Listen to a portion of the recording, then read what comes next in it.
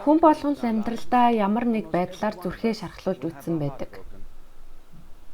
Манай өвчтөн Кэти дунд сургуульд байхдаа л хормой төлөвлөдөг байсан. Тэгэхдээ 27 настайдаа ирээдүйн нөхөртөөгөө танилцаж, жилийн дараа гэхэд сүй тавьж, дахиад жилийн дараа гэхэд хормой хийнэ гэж төлөвлөж исэн байгаа. Гэвч 27 наснда нөхөр болох үнээ олсонгүй. Харин хүүхний хавдартай болсноо мэджээ. Хэдэн сарын турш маш хүнд химийн эмчилгээ хийлгэж, хаалганд орсны эцэс дөнгөж хүнтэй болцож эхлэх боломжтой болох боллоо гэж баярлал нөгөө хүүхэн хавдартай болсныг мэдээд дахин хүнд нөхцөлийг даван туулах хэрэгтэй болсон юм. Кэтигийн эмчилгээ дуусаж эдгэрсэн ч хөмсгөн ургасны дараа л нөхөр болох үнээ хайх хэрлээ эргэлзүүлэх байв. Хэрэв чи Нью-Йорк хотод болзоонд явж байгаа бол маш олон төрлийн сэтгэл хөдлөлийг илэрхийлэх боломжтой шүү дээ. Удалгүй тэрээр Ричтэй танилцаж түүнд дурлав. Тэр ийм л харилцааг хүлээж байсан юм. 6 сар болцсны эцэст Англи гайхалтай өдрүүдийг өнгөрөөж Рич романтик ресторанд ширээ захиалахад Кэти түүнийг гэрлэх санал тавина гэж бодоод сэтгэл хөдлөө арай гэж дарж байж л дээ. Гэтэл тэр орой Рич Кэтид гэрлэх санал тавьсангүй. Харин ч түүнээс салж орхив. Тэр Кэтид үнэхээр санаа тавьдаг байсан ч тэр нь хайрын сэтгэл байсангүй. Кэтид энэ нь хүнд цохилт болж түүний зүрх шаналан сэтгэлээ ангаах хэрэгтэй болов. Гэхдээ саллтаас хойш 5 сар өнгөрсний дараа ч Кэти Ричийг мартаж чадахгүй л байлаа. Түүний зүрх шархсан хിവэрээ. Асуулт нь яагаад? Яагаад ийм гайхалтай хүчтэй, шийдэмгий эмэгтэй 4 жилийн турш хавдартай байсан үеийн төстөө сэтгэлийн хөдлөлийг удирдах чадахгүй байна вэ? Яагаад бидний ихэнх маань шархалсан зүрхээ эдгэх гэж оролдох үедээ будилж орхидог вэ? Бид амьдралд олон янзын бэрхшээлтэй нүр тулсан ч даваад гардаг хэрнээ зүрх шархлах үед яагаад бүтлгүүтдэг вэ? Би 20 жилийн туршид янз бүрийн насны хүмүүсийн саллтын талаар сонсож байсан л та. Тэдгээрээс миний сурч ойлгосон зүйл гэвэл таны зүрх шархлсан бол таны байгалийн төрлөх аран шин цаг хугацаа өнгөрөх тусам таныг буруу зам руу хөтлөх болно. Та зүгээр л өөрийн оюун санаандаа итгэхгүй. Жишээ нь зүрхэн шархалсан хүмүүсийн дунд хийсэн судалгаанаас үзэхэд харилцаа нь яагаад төгссөн талаар маш зөв ойлголттой байх нь тэр хүнээ тавьж явуулахад маш чухал нөлөө үзүүлдэг. Гэтэл Ричийн Кэтид хийсэн шиг тийм тодорхой бас шударга тайлбар байсаар байтал бид үл тоодог. Шархалсан зүрх маш эмгэнэлтэй сэтгэлийн шаналлыг үүсгэдэг ба бидний оюун санаа салалтын шалтгаан нь өөр зүйл байх ёстой л гэд байдаг. Тэрхүү дотоод дуу хоолой нь маш хүчтэй учраас бүр хамгийн ухаантай хинамгаа нэгнийг хүртэл ботоор байхгүй сонин зүйл бодож олоход хүргэдэг. Кэти Рич надаас алхад ямар нэг том зүйл нөлөөлсөн байх ёстой гэдэгт итгэж эхэлсэн байна. Тэр нь юу яж болох вэ гэдэг дээр Кэти толгой гашлагаж байлаа.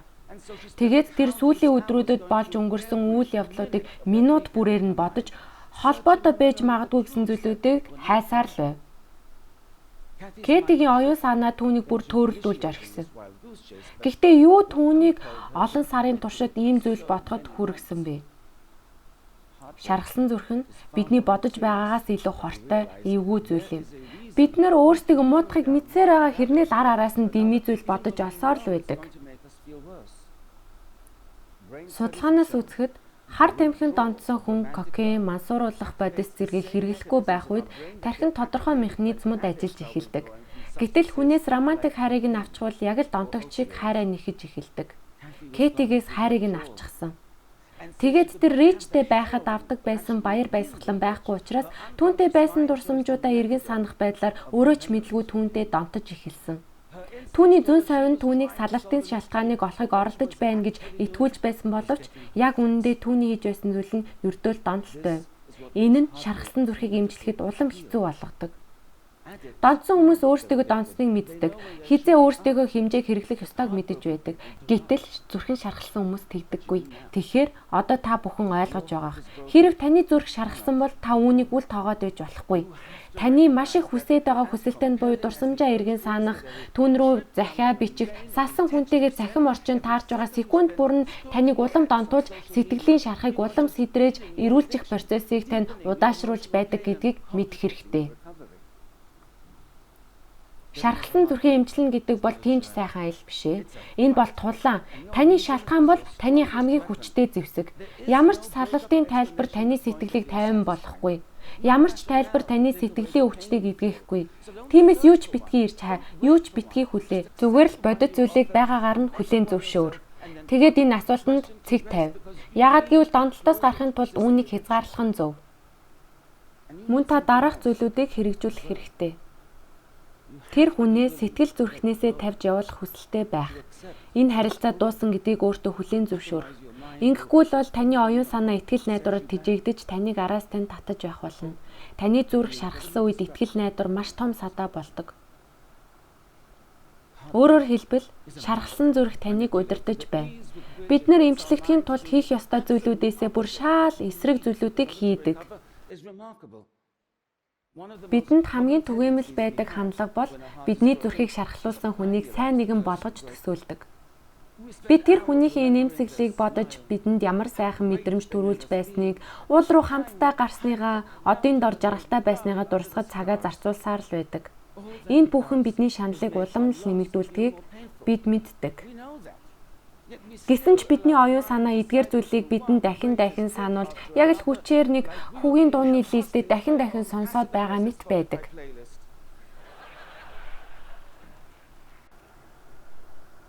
Шархалсан зүрх л ингэж бодогдуулдаг. Тиймээс салсан хүний сайн нэгэн болгож бодохын оронд бүх зүйлийг нь бодох буюу зөвхөн инээмсэглийг нь бус царайгаа барайлгахыг нь мөн танд ямар муухай мэдрэмж төрүүлж байсныг нь уулан зугаалж яваад буцах үедээ хэрхэн будилж галзуу юм шиг хэрэлдээд 2 өдрийн турш юу ч яриаггүй зэрэг бүгдийг нь санах хэрэгтэй. Би өвчтнүүдэд тань тохирохгүй байсан хүний таны сэтгэлийг бухимдуулдаг байсан бүхэл зүйлийн талаар жагсаалт гарга гэж хэлдэг. Бүх муу чанарууд, хортой зуршлууд гэдэл тэгээд тэрийг утсандаа хадгалах хэрэгтэй. Та жагсаалтаа гаргачих юм бол ашиглаж сур. Би нөгөө хүний сайнаар нь бодох эсвэл сайхан дурсамжаа эргэн санах жоохон сэтэл төрөх юм бол утсыг минь өгнө гэж хэлдэг. Таны оюун санаа танд түүнийг төгс төгөлдөр гэж хэлхийг оролдоно. Гэхдээ тэр хүн тань тийм биш. Харилцаан ч гэсэн. Тэгээд та түүнийг мартахыг хүсвэл тэр жагсаалтаа байнга санаж байх хэрэгтэй. Хинч зүрх шархлах хүчний дархлаагүй байдаг. Миний нэг өвчтөн мэгвэл 56 настай програм хангамжийн компанид гүйцэтгэх захирал хийдэг байлаа л та. Эхнэр нь нас орсноос хойш 5 жилийн дараа тэрээр хүнтэй болцож болохоор болсон юм. Тэрний худалгүй Шэронтой танилцаж тэдний хооронд харилцаа үүссэн. 1 сарын дараа тэдний нэг хүүхдүүдтэйгээ танилцуулсан. 2 сарын дараа хамтдаа амьдарч эхэлсэн. Тиймэрхүү насны хүмүүс цагийг дэмий өнгөрүүлдэггүй. Хайр үнэндээ киног галзуу хурд киноны ритмээр л төсөөлчих. Мигвэл ойрд байгаагүйгээрээ л аз жаргалтай байв. Гэтэл тэдний танилцсны жилийн өмнөх оройн Шэрон түүнийг орхив. Тэр хүүхдүүдтэйгээ ойр байхын тулд баруун зах руу нүүхээр шийдчихэлтэй. Мөн тэр холын зайны харилцааг хүсээгүй. Мигвэл хүн цогцолд орж бүр мөсөн сүрсэн. Тэр маш олон сарын туршид ажиллаач сайн хийж чадахгүй байсан ба үр дүнд нь ажлаа бараг л алтгаа шахсан. Сэтгэл зүрх шархлах ганцаардах зэрэг нь бидний оюун ухааны үйл ажиллагаа, ялангуяа учир шалтгааныг олох, логик даалгавар хийхэд муу нөлөө үзүүлж бидний IQ-г бууруулдаг. Мигүлийн уй гашуу өөрийнх нь удирдлагын дор ажилладаг хүмүүсийг хүртэл төөрөгдүүлж байсан. Энэ нь маш удаан хугацаанд үргэлжилж, өөрийг нь ч гэсэн төөрөгдүүлж, тэрнээсээ ичиж зовж байсан ба надтай уулзах үедээ би яаж хаад байгаа юм болоо? Ямар насанд хүрсэн хүн гэхээр 1 жилийн харилцааг дуусгар болгох гэж бараг бүтэн жил зарцуулдаг байна гэсэн. Яг үнэндээ маш олон хүн тэгдэг. Сэтгэлийн шарах бүхий л сэтгэл зовох болон уй гашуудлын шинжийг агуулж байдаг. Нойргүйдэх, дэмий бодлууд, дархлаа сулдах гэдэл. Сэтгэлийн шарахтай хүмүүсийн 40% нь клиник гутралд ордог. Сэтгэл шархлах нь сэтгэл мэдрэлийн гэмтлийн комплекс бөгөөд маш олон төрлийн нөлөө үзүүлдэг. Жишээлбэл Шерон нийгмийн харилцааны хувьд маш их идэвхтэй нэгэн байсан. Тэр 7 хоног бүр гэртээ оройн хоолнд хүмүүсийг урьдаг. Мигуэлийг дагуулж өөр хосуудтай хамт зугаалганд явдаг. Мигуэл ямар ч шашин шүтдэггүй байсан хэрнээ бүтэн сайн болгонд Шеронтой сүмд хамт явдаг байлаа. Мигуэл зүгээр л найз эмэгтэйгээ алдаагүй. Тэр амьдралаа харилцааны хувьд тэр жигт нь алдсан. Шероны явдаг байсан сүмдэг харилцааг хүртэл алдсан. Тэр хосын статусгүй болсон. Мигуэл салалтанд түүний амьдралд маш том нөх үлдээснийг ойлгосон боловч тэрээр ганцхан нөх бус маш олон нөх үснийг мэдэж чадаагүй. Энэ маш чухал. Энэ сэтгэлийн шарах яагаад тийм аимшигтай байдгийг тайлбарлахаас гадна бид өөрсдийгөө яаж эмчлэхийг хэлж өгдөг учраас тэр. Шархсан зүрхийн эмчлэхийн тулд та өөрийнхөө амьдрал дахь тэдгээр нүхүүдийг тодорхойлж тэднийг дүүргэх хэрэгтэй. Би бүгдийг ингэж хэлж байгаа шүү. Таны статус дахь нүхнүүд, өөрийгөө хэн гэдгийг, таны амьдралын утга учир юу вэ гэдгийг дахин тодорхойлох хэрэгтэй. Нийгмийн амьдрал дахь нүхнүүд, хийдэг байсан зүйлүүд, бүр өмнө нь зураг үлгөөтэй байсан ханы хоосон цай гээд. Тэ та өөрийгөө эмчлэх үедээ алдаа гаргаад л байвал эдгээрээ аль нь ч таныг дээрдүүлэхгүй. Тайлбар хийх гэсэн дэмий орлогууд танд хэр тохирохгүй байсныг нь бодох бус түүнийг харин ч сайн хүн байсан гэж бодох. Ялангуяа тэр хүнийг ирээдүйн амьдралд чинь байх ёстой нэгэн гэж бодуулах бүх төрлийн бодлууд. Шархсан зүрхийн эмчлэх нь хэцүү. Гэхдээ оюун санаагаараа өөрийгөө хуурахгүй, өөрийгөө эмчлэх арга замуудыг хэрэгжүүлвэл та өөрийнхөө шаналлыг мэдгэдэггүйцээр бууруулж чадна. Үүнд зөвхөн та хожихгүй, найзуудтай нь, гэр бүлтэй нь хүртэл маш сайн нөлөөтэй байх болно. Би бүр ажил дээр болох тэрбум долларын санхүүгийн асуудлын талаар яриаггүй байгаа шүү. Тэгэхээр хэрэв та зүрхэн шаргалсан хэн нэгнийг мэддэг бол түүнийг ойлгоорой. Яагаад гэвэл харилцааны хувьд хүнийг дэмжиж өгөх нь эмчлэгдэхэд маш чухал нөлөө үзүүлдэг. Бас төвчээртэй байх хэрэгтэй. Яагаад гэвэл таны бодож байгаагаас ч илүү их цаг үн зарцуулагддаг юм шүү. Хэрэв та өөрөө шархсан бол үүнийг мэдэх хэрэгтэй. Энэ маш хэцүү. Энэ бол өөрийн оюун санаатайгаа хийх тэмцэл. Та ялахын төлөө зүтгэх хэрэгтэй. Танд өөрт чинь зэвсэг байгаа. Та тэнцэж чадна. Тэгвэл та эмчлэгдэх болно. Баярлалаа.